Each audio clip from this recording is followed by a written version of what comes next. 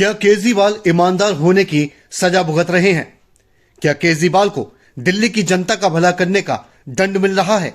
और क्या केजरीवाल अपने बढ़ते कद के चलते किसी की आंखों में खटक रहे हैं? शराब घोटाला मामले में एक के बाद एक नौ समन। तो अब दिल्ली जल बोर्ड मामले पर भी ईडी केजरीवाल को घेरने के लिए शराब घोटाले की तरह ही समन का सहारा ले रही है। लेकिन सवाल यही है कि क्या ईडी हमेशा से इतनी एक्टिव रही है या कोई है जो ईडी को अपने इशारों पर नचा रहा है? दिल्ली सीएम पर दबाव बनाने के लिए उसका बेजा इस्तेमाल कर रहा है।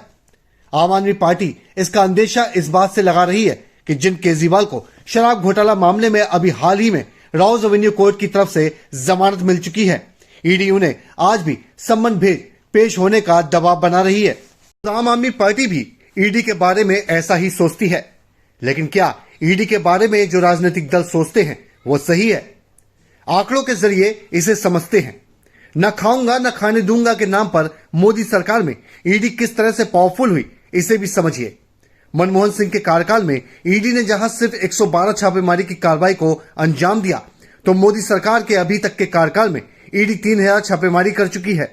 तो 95% मामले इसमें विपक्षी नेताओं के खिलाफ है। तो आरोप ईडी पर ऐसा भी लगता आया है कि जो नेता दल बदल कर बीजेपी में शामिल हुए, उनके खिलाफ ईडी ने अपनी जांच तक बंद कर दी। केजरीवाल मोदी के मुखर विरोधी कहलाते हैं। शायद केजरीवाल मोदी के रास्ते का सबसे बड़ा पत्थर भी है, क्योंकि मोदी को अगर किसी नेता ने सही मायने में चुनौती दी है तो वो सिर्फ केजरीवाल ही हैं, जिन्होंने बीजेपी को दिल्ली विधानसभा चुनावों में तो धूल चटाई ही, पंजाब में भी केजरीवाल ने आपकी सरकार बनाकर यह बता दिया कि बंदे में दम है। तो अब केजरीवाल बीजेपी को चुनौती देने के लिए यूपी, गुजरात, गोवा, राजस्थान, हरियाणा तक में अपनी पैठ बना रहे हैं।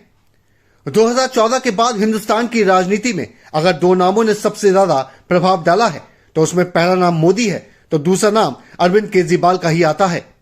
मोदी की तरह ही केजरीवाल का भी ग्राफ बड़ा है, तो इंडिया गठबंधन में भी केजरीवाल एक बड़े लीडर की तरह पहचान रखते हैं।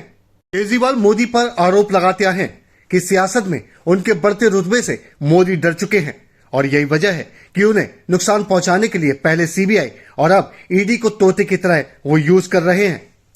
दिल्ली जल बोर्ड मनी लॉन्ड्रिंग के मामले में केजरीवाल सरकार के यही आरोप थे। केजरीवाल को ईडी के सामने 18 मार्च को पेश होना था, लेकिन वो पेश नहीं हुए, तो आपने ईडी के इस सम्मन को पूरी तरह से गैर कानूनी भी करार दिया। आपके मुताबिक जिस जल बोर्ड मामले का सम्मन केजरीवाल को भेजा गया है, उन्हें उसकी जानकारी तक नहीं थी। ईडी के जल बोर्ड मामले पर समन भेजने की टाइमिंग पर भी सवाल है। इधर लोकसभा चुनाव की घोषणा हुई, उधर ईडी ने एक और नोटिस केजरीवाल को भेज दिया। तो 4 मार्च को ही ईडी ने शराब घोटाले मामले में केजरीवाल को 9वां सम्मन भेजा था। मोदी की तरह ही केजरीवाल की भी राजनीति की अपनी ही लाइन लेंथ है, तो मोदी के हर मुद्दे पर केजरीवाल ने अपने ही तरह से खेल उन्हें उन्हीं के खेल में कई बार हराया भी है। राम मंदिर मुद्दे पर जहां बीजेपी ने लगभग हर पार्टी को चित किया, तो आप ही एकमात्र वो पार्टी थी जिसने न सिर्फ सुंदरकांड का पार्ट कर बीजेपी के हिंदू कार्ड की काट निकाली, बल्कि बीजेपी से एक कदम आगे बढ़ते हुए दिल्ली सरकार ने अपने बजट तक को राम राज्य वाला बजट बता दिया। सीए के मामले में न सिर्फ केजरीवाल ने रोहिंग्या को देश में दाखिल होने को लेकर मोदी सरकार पर बड़ा हमला बोला, बल्कि अपने घर के घराव तक को उन्होंने हिंदुस्तान पाकिस्तान से जोड़ दिया। 2014 के बाद से देश में मोदी फैक्टर किस तरह से बढ़ा है, ये सबने देखा। कांग्रेस मुक्त भारत का बीजेपी का लक्ष्य लगभग पूरा हो रहा है। यूपी में अखिलेश और मायावती अपने अस्तित्व की जंग लड़ रहे हैं। ममता भी बंगाल को बचाने के लिए बीजेपी के सामने मोर्चा खोले हुए हैं। शिवसेना को तोड़ मोदी ने बड़ा खेल कर दिया है, तो अब उनकी नजर साउथ के किले की तरफ है। हालांकि इन सब के बीच सिर्फ एक केजरीवाल ही हैं जिनका जादू मोदी लहर के बाद भी बरकरार है, और शायद यही बात मोदी को अखरती भी है।